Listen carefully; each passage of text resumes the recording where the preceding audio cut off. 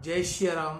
मैं issue Harwani Hanumangarh town Rajasthan से रोज आपको गंगा दर्शन लाइव दिखाता हूँ व पंचांग बताता हूँ।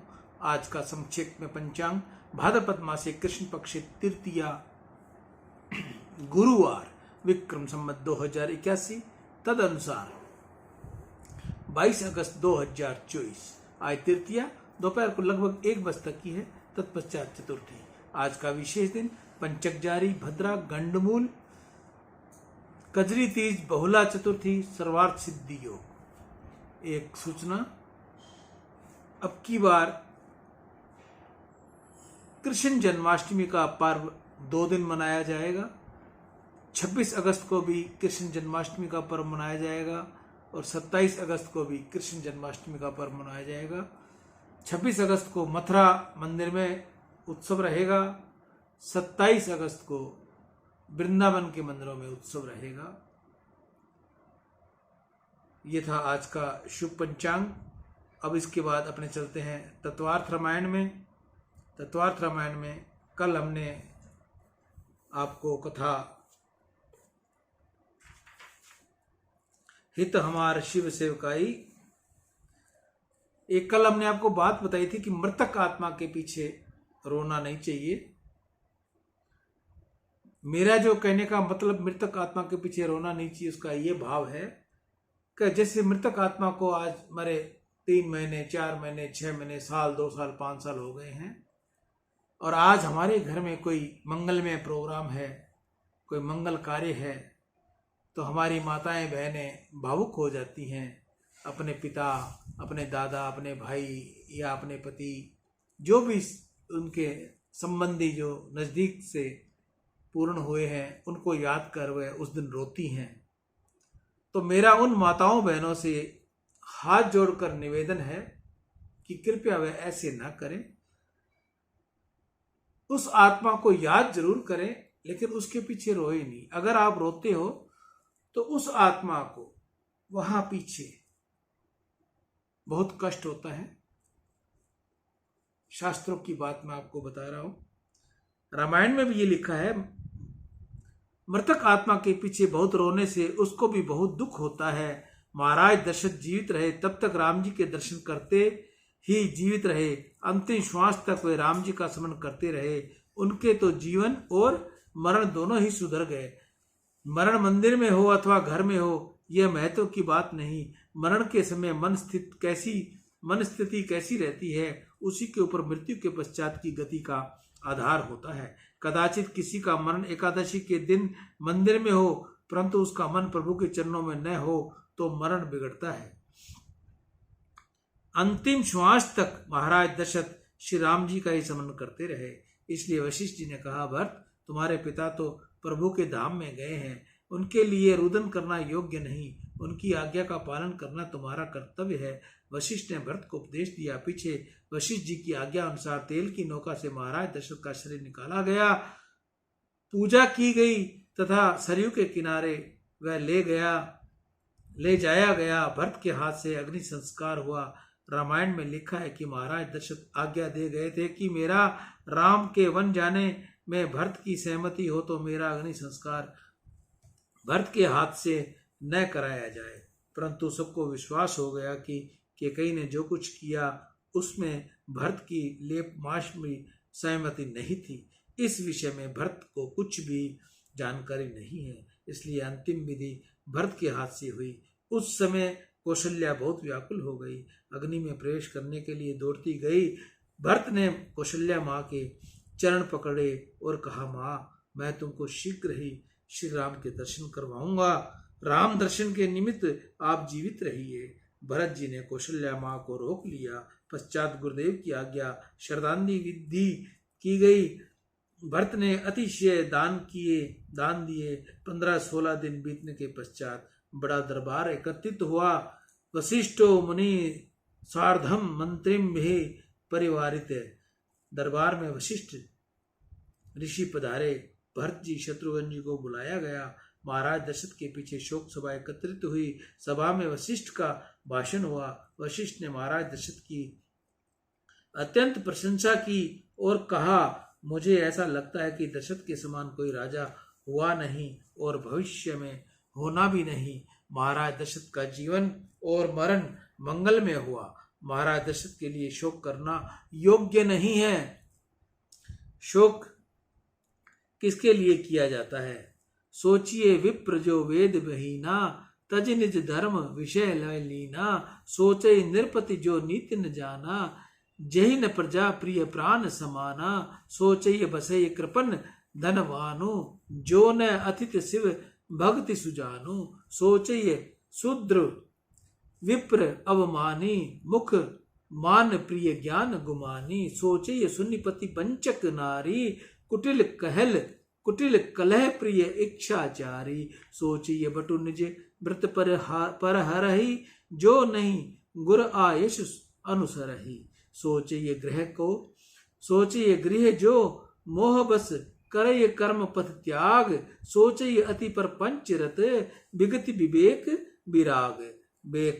बेशाखन सोचई सोच जोगु, ताप बिय जय भावई भोगु। सोचई पिसनु अकारण क्रोधी, जाननी जनक गुर बंधु विरोधी। सब विधि सोचई पर अपकारी, निज तन पोषक निर्दय भारी। सोचनीय सबई विधि सोई, सो न छाड़ छल हरिजन सोई। सोचनीय नाही कौशल्या राहु, भुवन चारि दिस प्रगट प्रभाऊ। भयो न अहि न अब होनी निहारा, भूप व्रत जस पिता तुम्हारा। सोचनीय तो वह है कि ब्राह्मण शरीर मिला होने पर भी जो त्रिकाल संध्या करता नहीं, वह वेद को जानता नहीं। जो सत्कर्म हीन है और विषय भोग में लीन है। क्षत्रिय राजा वह शोकनीय है, जो स्वयं के धर्म को छोड़कर भोग विलास में फंसा रहता है। वैष्णव वह सोचनीय है, जो घर में संपत्ति होने पर भी बहुत कृपण है। देव सेवा में परोपकार है। परोपकार में जो संपत्ति का सदुपयोग कर रहे न करे, वह वैष्णव सोचनीय है। शूद्र वह सोचनीय है, जो बहुत वाद विवाद करता है, बाचाल है। वह स्त्री सोचनीय है, जो पति के साथ कपट करे, जो पति देव का अपमान करे। जिस स्त्री को पतिदेव में परमात्मा दिखते नहीं, वह स्त्री सोचनीय है। वह ब्रह्मचारी सोचनीय है, जो विलासी जीवन बिताता है और गुरु की आज्ञा का पालन करता नहीं। वह गृहस्थ सोचनीय है, जो आंगन में आए हुए अतिथि का मधुर वाणी और जल से भी सम्मान नहीं करता। गृहस्थ का धर्म है कि द्वार पर जो आवे उसको और कुछ नहीं तो ठंडा पानी अवश्य पिलवाएं, मधुर वाणी से उसका सम्मान करें।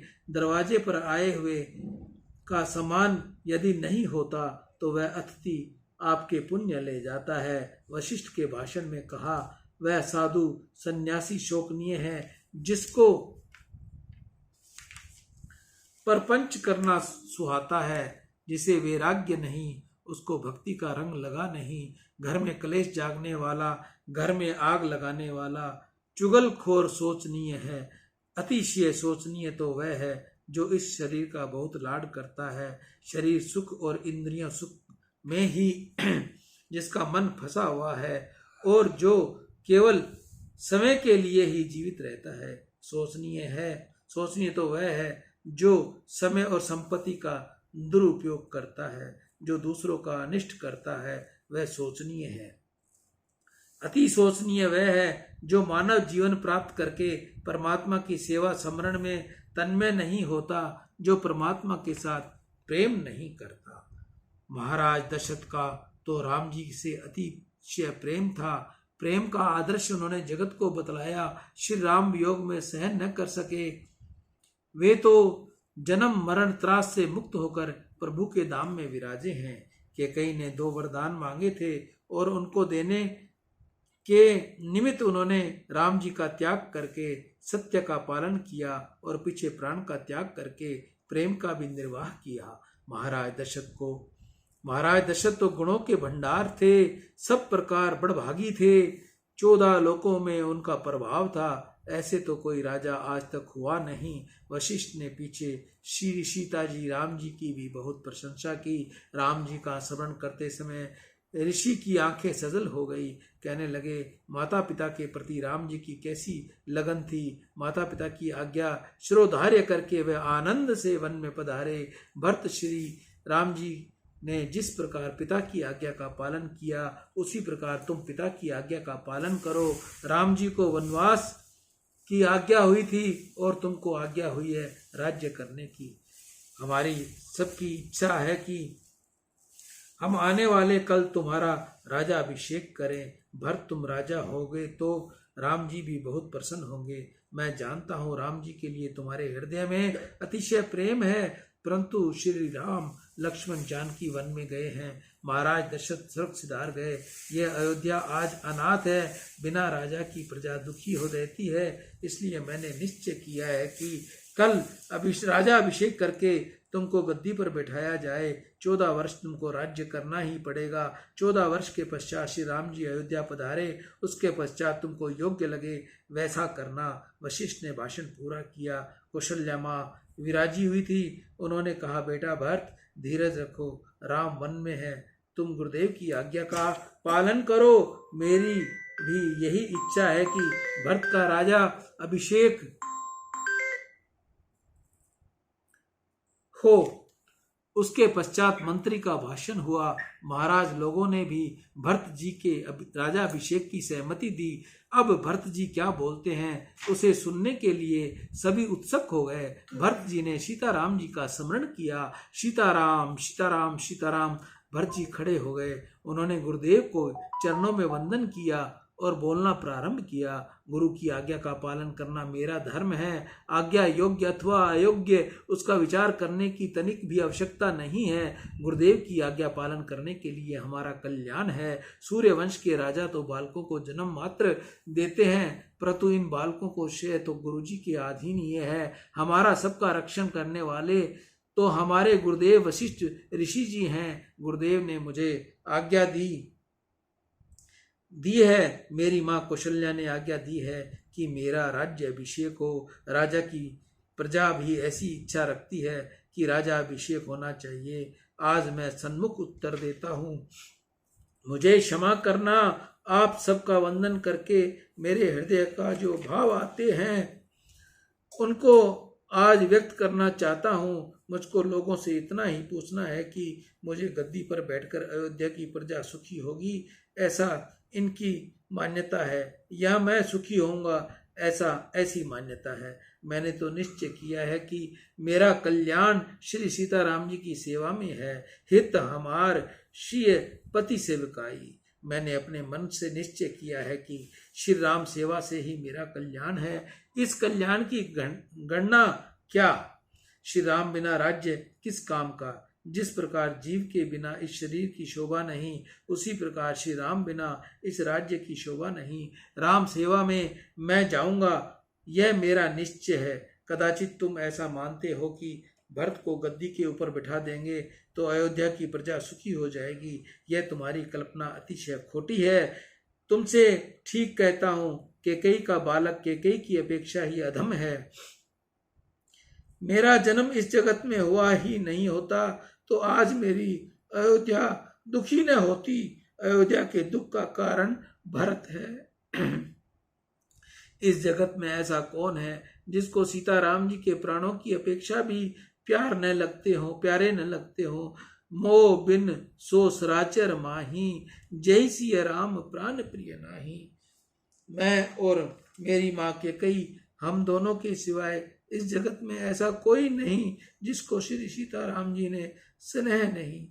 यह सब अनर्थ मेरे लिए हुआ है। मेरे जन्म से अयोध्या दुखी हो गई। मुझको आप गद्दी पर बिठाओगे तो धरती रसातल में डूब जाएगी। मैं अधम पापी हूँ। सियावर राम जय जय राम, मेरे प्रभु राम जय जय राम। हित हमार शिव सेवकाई का कथा का विश्राम एक बार हम यहीं लेंगे। कल हम आपको इसके आगे की कथा सुनाएंगे। सियावर राम जय जय राम, मेरे प्रभु राम जय जय राम। जन्माष्टमी का एक बार पुनः मैं आपको कहता हूँ, जन्माष्टमी अब की बार 2 दिन मनाई जाएगी, 26 व 27 को। ईशु हरवानी, हनुमानगढ़ टाउन, राजस्थान। राम।